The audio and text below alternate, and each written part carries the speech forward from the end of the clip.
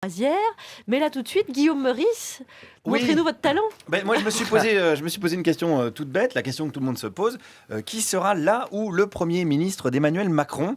Alors, je ne vous cache pas qu'il est pas mal courtisé, le Manu, en ce moment. Il est quand même passé en 6 mois du statut de lépreux acnéique à celui de bonasse du lycée.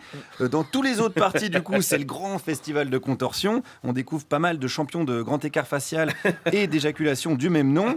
Alors, comme Manu a dit qu'il était très attaché à la société civile, pour lui filer un coup de main, je suis allé la voir ce matin, la société civile, pour aider notre président. On commence avec une dame.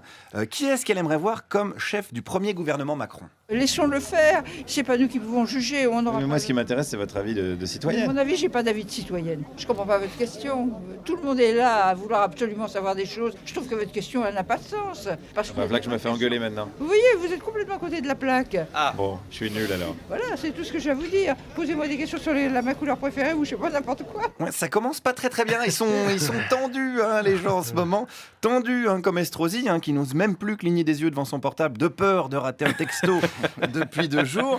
Mais bon, on est en démocratie, c'est le peuple qui décide, y compris des questions à poser. Alors, du coup, allons-y. Quelle est votre couleur préférée? C'est jaune. Hein. Voilà, vous faites ce que vous voulez de cette information, mais moi, je suis à l'écoute des gens. J'aime les gens, j'ai cette passion des gens.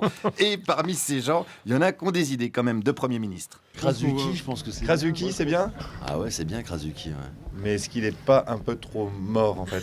Si, il est mort, mais c'est pas grave, justement. Pour vous, c'est Krasuki? Vous, c'est votre choix du cœur? Ah, Krasuki ou Marine Le Pen. Ah oui, quand même. Ouais, les gens sont paumés en ce moment. Hein. Ça rassemble large quand même. Là, pour se divertir, le mec doit hésiter entre Baudelaire et Franck de la Personne. Et en dessert, entre une tarte aux fraises ou un flan au vomi. Est-ce qu'on peut faire mieux comme rassemblement large? Robert Hue ou Christine Lagarde, voilà. Ouais, pour vous, c'est pareil. Pareil. Robert Hue ou Christine Lagarde. Ouais, je crois surtout que les Français n'en ont plus rien à foutre. On leur dirait demain que c'est Bob l'éponge, ce serait pareil. Ils en ont tellement plus rien à foutre qu'ils sont prêts à reprendre qui? Manuel Valls.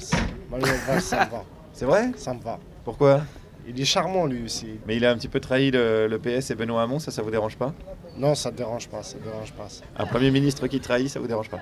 Après, il ne peut pas faire autrement.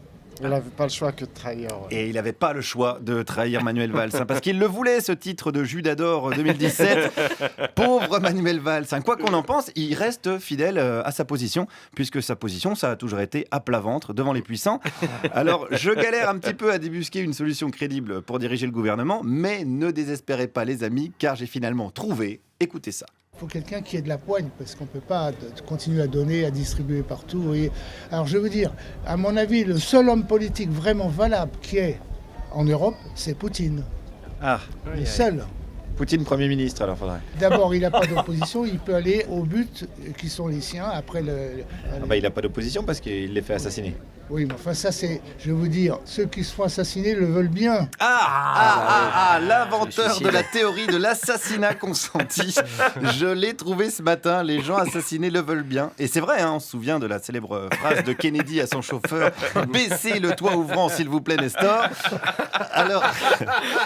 Alors comme c'est pas tous les jours hein, qu'on tombe sur un théoricien comme ça au hasard d'une rue, j'ai poursuivi l'analyse. Les opposants assassinés, ils font quoi? Ils font tout pour.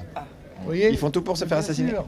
Oui, on ne peut pas avoir d'opposition. Des gens qui, dès qu'on fait quelque chose, vont dire il faut faire le contraire. Mais est-ce que c'est pas un problème de démocratie, ça?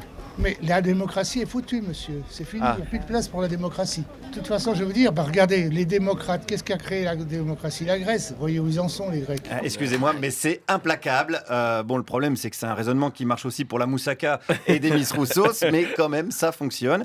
Allez, conclurons avec ce brave monsieur et son panthéon personnel. Les seuls gens qui ont des objectifs et qui les atteignent, c'est les gens qui ne sont pas démocrates. Vous avez donc Poutine, vous avez le président chinois, vous avez Erdogan qui est en train d'aller sur la voie. On ne peut pas demander à tout le monde si quand on fait quelque chose, ça leur plaît ou pas. Automatiquement, ils vont dire non et on ne peut rien faire. Voilà. Alors ça veut dire qu'il faudrait une bonne dictature en France? Voilà, exactement. Et écoutez, si Macron nous écoute, voilà, c'est pas le 49-3 qui lui fait peur, donc c'est pas la soif de démocratie qui l'étouffe.